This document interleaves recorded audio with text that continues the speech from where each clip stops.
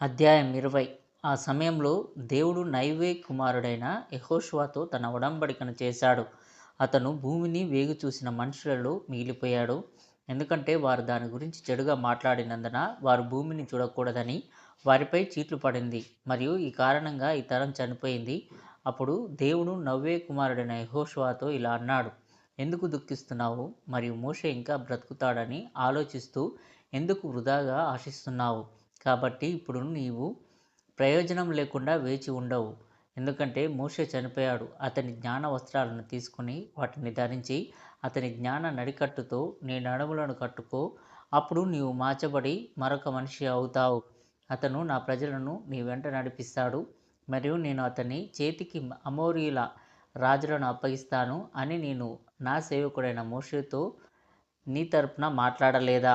మరియు యెహోషువ జ్ఞానవస్త్రాలను తీసుకుని వాటిని ధరించి అవగాహన నడికట్టుతో తన నడుములను కట్టుకున్నాడు.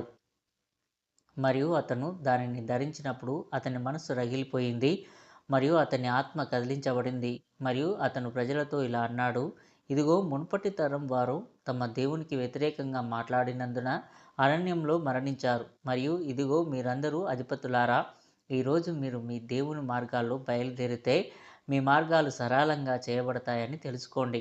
కానీ మీరు ఆయన స్వరాన్ని వినకపోతే మీ తండ్రుల వలె ఉంటే మీ పనులు చెడిపోతాయి, మీరు కూడా విచ్ఛిన్నమవుతాయి మరియు మీ పేరు భూమి నుండి నశించిపోతుంది. మరియు దేవుడు మీ తండ్రులతో చెప్పిన మాటలు ఎక్కడ ఉంటాయి? ఎందుకంటే అన్యులు ఇలా అంటారు: దేవుడు తన ప్రజలను విడిపించలేదు కాబట్టి అతను విఫలమై ఉండవచ్చు. కానీ అతను తన కోసం ఇతర ప్రజలను ఎన్నుకున్నాడని, వారి కోసం గొప్ప అద్భుతాలు చేశాడని వారు గ్రహించినప్పటికీ సర్వశక్తిమంతుడు వ్యక్తులను అంగీకరించాడని వారు అర్థం చేసుకుంటారు. కానీ మీరు వ్యర్థం ద్వారా పాపం చేసినందున అతను నీ నుండి శక్తిని పొంది నిన్ను లోబరుచుకున్నాను. ఇప్పుడు లేచి నీవు నీ ప్రభువు మార్గాల్లో నడవడానికి నీ హృదయాన్ని స్థిరపరచుకో. ఆయన నిన్ను నడిపిస్తాడు. అప్పుడు ప్రజలు అతనితో ఇట్లా అన్నారు: మోషే విశ్రాంతి తీసుకున్న తరువాత మోషే నాయకత్వం నహు కుమారుడైన యెహోషువకు ఇవ్వబడుతుంది అని ఎల్దాదు మేదాతు మోషే కాలంలో ప్రవచించినది నేడు మనం చూస్తున్నాం. మోషే అసూయపడలేదు, కానీ వారి మాటలు విని సంతోషించాడు. అప్పటి నుండి ప్రజలందరూ నువ్వే వారిని నడిపించి శాంతియుతంగా వారికి దేశాన్ని పంచిపెడతావని నమ్మారు. ఇప్పుడు కూడా ఏదైనా వివాదం ఉంటే ధైర్యంగా ఉండు, ఎందుకంటే నువ్వు మాత్రమే. యెహోషువ ఆ మాట విని యెరికోకు గూఢచారులను పంపాలని అనుకున్నాడు.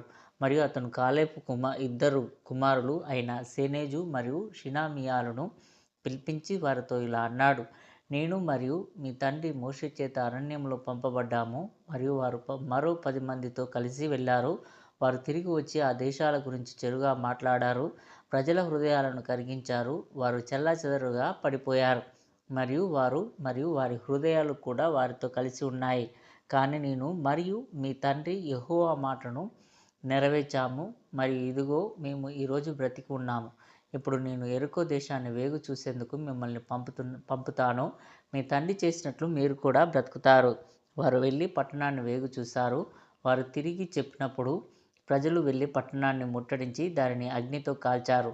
మోషే చనిపోయిన తర్వాత ఇశ్రాయేలీయుల మీద మన్నా కురుట మానిపోయెను. ఆ తర్వాత వారు ఆ దేశపు ఫలములను తినసాగిరి. మరియు దేవుడు తన ప్రజలకు ఇచ్చిన 3 విషయాలు ఇవి: 3 వ్యక్తుల కొరకు, అనగా మరియా కొరకు మారా నీళ్ల బావిని, అహరోను కొరకు మేఘస్తంభమును, మోషే కొరకు మన్నాను ఇచ్చెను.